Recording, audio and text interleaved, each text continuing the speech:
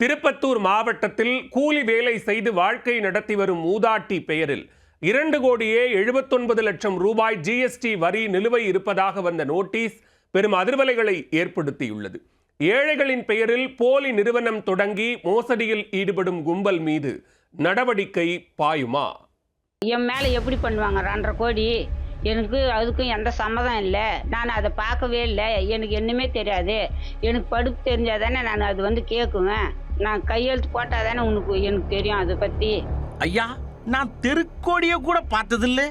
எனக்கு போய் 2.5 கோடி ரூபாய் ஜிஎஸ்டி வரி நிலுவைன்னு நோட்டீஸ் அனுப்பியிருக்கேடே, உங்களுக்கு எது அடுக்குமா என்ற ஆதங்கம் இந்த மூதாட்டியின் கண்ணீருக்கு காரணம்.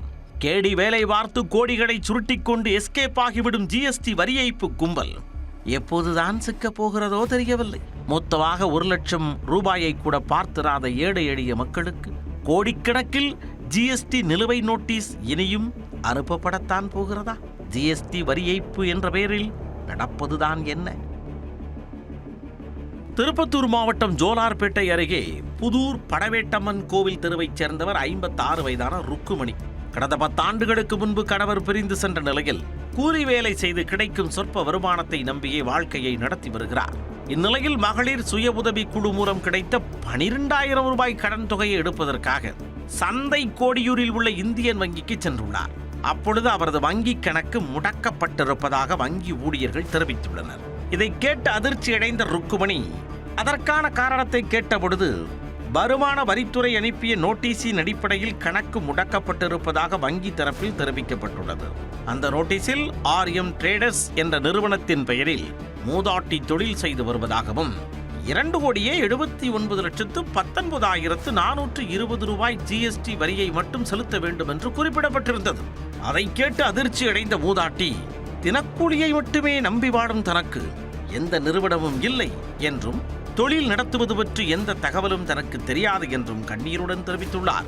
2.5 கோடிக்கு வரி கட்டுனா நான் என்னத்தை சார் பண்ணட்டும்? வரி கட்ட முடியும்? என்னால் கட்ட முடியாது சார், வரியெல்லாம் கட்ட முடியாதுன்னு. எனக்கு பேங்க் புக்கு லாக் பண்ணிட்டுருக்காங்கம்மா, அது கட்டினாதாம்மா உண்டு, இல்லைன்னா இல்லை அப்படின்னு சொல்லிட்டாங்க. அது எனக்கு ஒன்றுமே தெரியாது. லாக் பண்ணிட்டுக்கிறாங்க, எனக்கு என்ன தெரியும்? அது அவங்க தான்மா வாங்கி கொடுக்கணும். அரசாங்கம் தான் எனக்கு எது ஒன்றுனாலையும் வாங்கி கொடுக்கணும்.